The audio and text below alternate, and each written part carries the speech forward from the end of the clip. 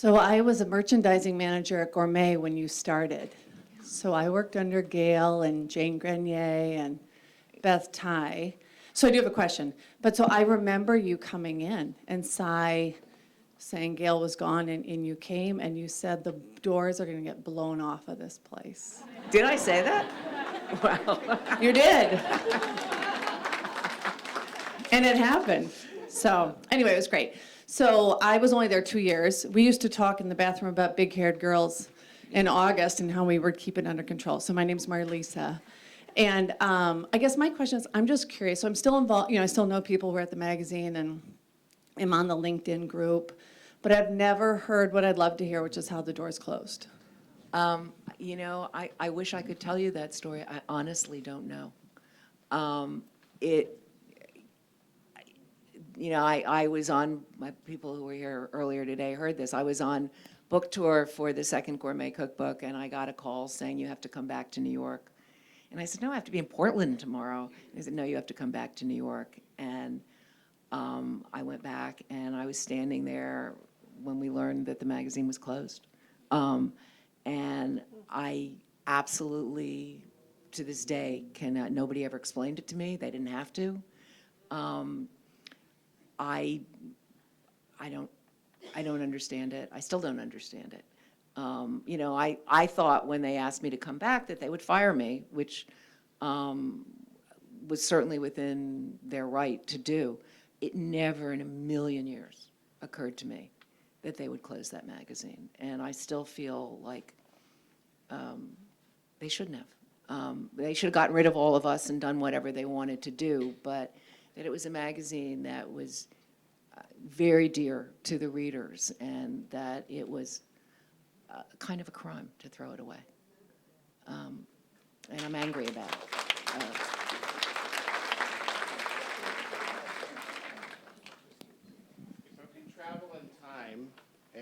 If you could travel in time and eat any meal in any place, where would you go?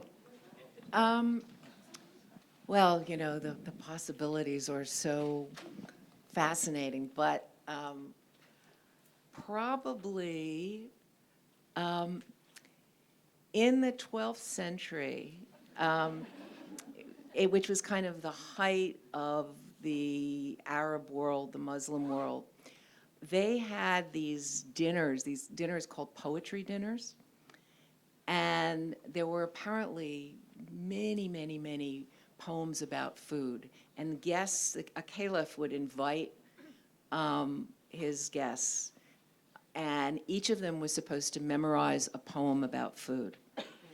And in the course of the dinner, each guest would stand up and recite this poem, and then the cooks would go off and create the food. I would love to be at one of those dinners. They're described in a book called Meadows of Gold by al-Masudi. And, it was a time when their foodways were fantastic at that period in history. And I would love to taste some of that food. The microphone is coming to you. Hi. I was wondering, you've obviously thought a lot about restaurants in your life, and if there are trends or things that you see restaurants doing or things that you think they should be doing, or places that you would like to see restaurateurs go kind of in the future. Well, I'm going to give you two answers to this. One thing that I think is going to happen, and I could be dead wrong about this, but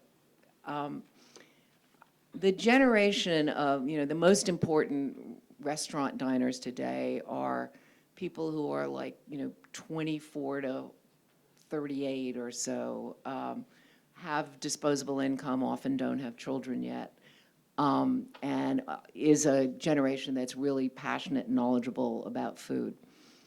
And right now, they're putting up with these incredibly noisy restaurants, noisy casual restaurants, where you go out and spend a lot of money for fantastic food, but it's kind of thrown at you.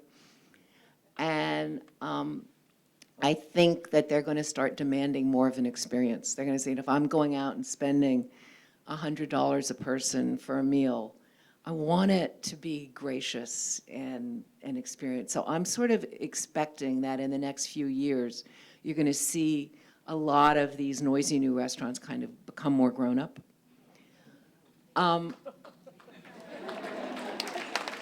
Maybe that's wishful thinking, but there is something really odd about, going out and spending so much money and being so excited by the food, and then getting out and realizing that you're glad to be out of the room and that it all took place in like an hour and a half.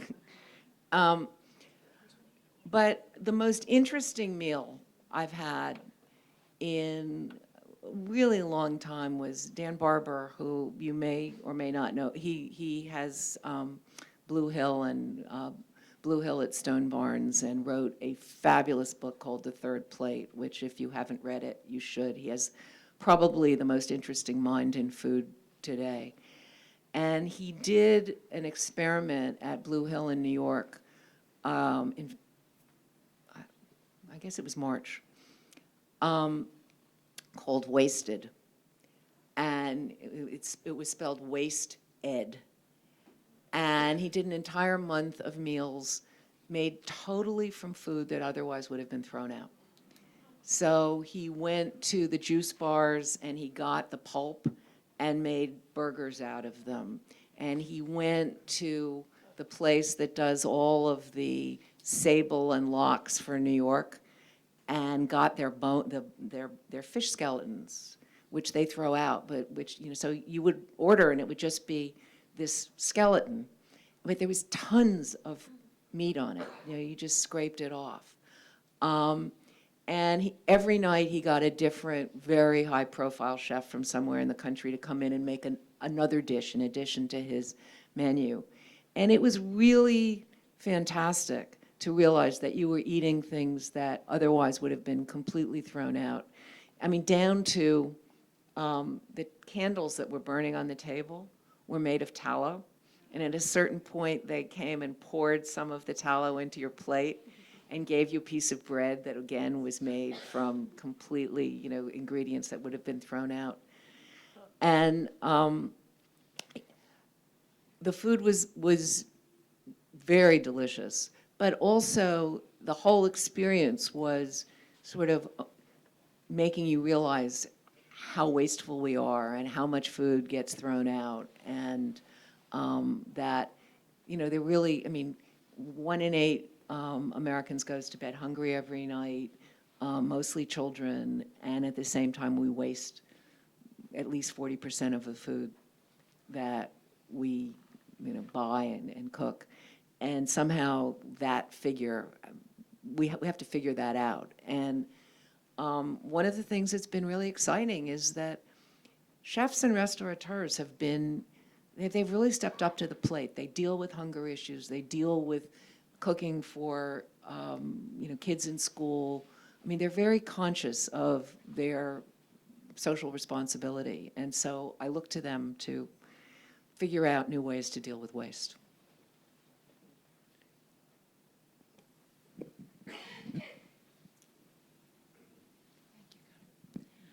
Our generation grew up with reviews being written by professionals, folks like yourself. Today, a restaurant opens and we read about it written by the diners, Yelp, TripAdvisor. How do you see that instant social media reaction impacting both the diner and the restaurateur? It's a really interesting time right now. I find that the professionals, if you look back and you look at what restaurant reviews were, they were mostly not very good, even by the professionals. Even if you look at what Craig Claiborne was writing, they're boring. Today, the people who are being paid to write are precisely because the Yelps and the TripAdvisors take over the consumer reporting part of it. The people who are being paid to write are by far the best generation of food writers we've ever had.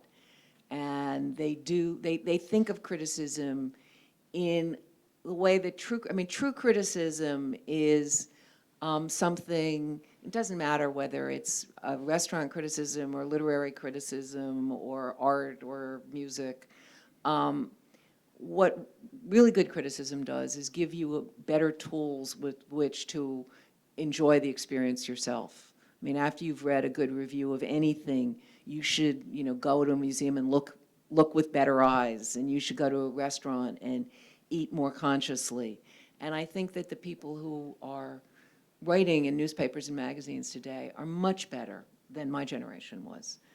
And the other part of it that I like is, my father, who was brought up in Berlin, used to talk about his father reading 8 newspapers every day.